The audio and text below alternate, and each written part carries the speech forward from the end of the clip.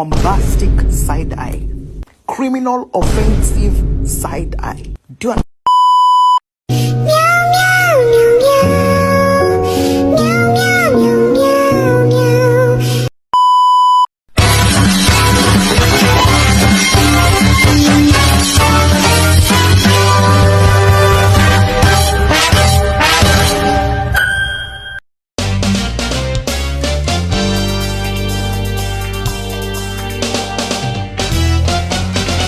Assalamualaikum warahmatullahi wabarakatuh. Perkenalkan, nama saya Nur Huda, mahasiswa STAI Al-Mu'tamar Pamekasan, Prodi Pendidikan Anak Usia Dini, mata kuliah Media dan Sumber, dengan dosen pengampu Bapak Abdul Wasid MPD, dengan membuat tugas video yang berjudul Desain Media Sederhana dan Alat Permainan Edukatif di PAUD. Baik, saya akan mempresentasikan tentang apa itu desain media sederhana dan alat permainan edukatif di pendidikan anak usia dini. Sebelum kita ke desain media sederhana dan alat permainan edukatif, itu kita harus tahu apa itu pengertian dari keduanya. Yang pertama, media pembelajaran. Apa itu media pembelajaran? Media pembelajaran itu adalah segala sesuatu yang digunakan untuk menyalurkan pesan, baik itu merangsang pikiran, perasaan, perhatian, dan kemauan anak agar proses belajar itu efektif. Itu yang disebut dengan media. Dan yang disebut dengan alat permainan edukatif ini itu adalah alat atau benda yang dirancang khusus untuk dimainkan oleh anak. Sekaligus itu mengandung unsur-unsur pendidikan dan pengembangan seluruh aspek perkembangan anak. Tujuan dari pembuatan tersebut itu apa tujuannya?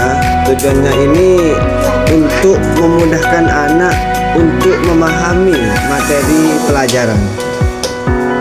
Yang kedua itu tujuannya desain itu menciptakan suasana belajar yang menyenangkan dan tidak membosankan. Tujuan yang ketiga yaitu menyesuaikan cara belajar anak yang melalui pengalaman nyata. Yang keempat yaitu tujuan dari desain itu menghemat biaya dengan memanfaatkan bahan yang tersedia di lingkungan sekitar. Dan yang terakhir, tujuan yang sangat memberikan kesan yang kepada guru itu melatih kreativitas guru dan orang tua. Itu dari tujuan tersebut. Menurut bahasa, bermain itu adalah suatu tindakan, apakah itu dilakukan langsung oleh anak atau tidak, atau tindakan yang dihasilkan melalui dari interaksi baik dengan orang maupun benda-benda di sekitarnya.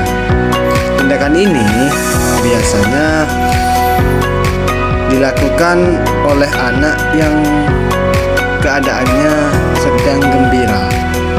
Menurut buku Bermain dan Permainan Anak Usia Dini yang ditulis oleh Khadijah dan Amanita dalam teori psikoanalitik Sigmund Freud, itu identik dengan fantasi atau lamunan.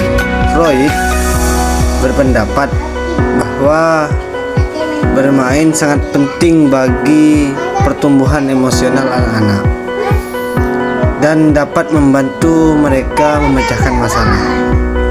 Nah, selain itu, Piaget itu berpendapat bahwa bermain itu adalah hobi yang menyenangkan bagi orang-orang dan biasanya sering dilakukan. Kemudian menurut Vygotsky itu bermain itu secara langsung berkontribusi pada pertumbuhan kognitif anak.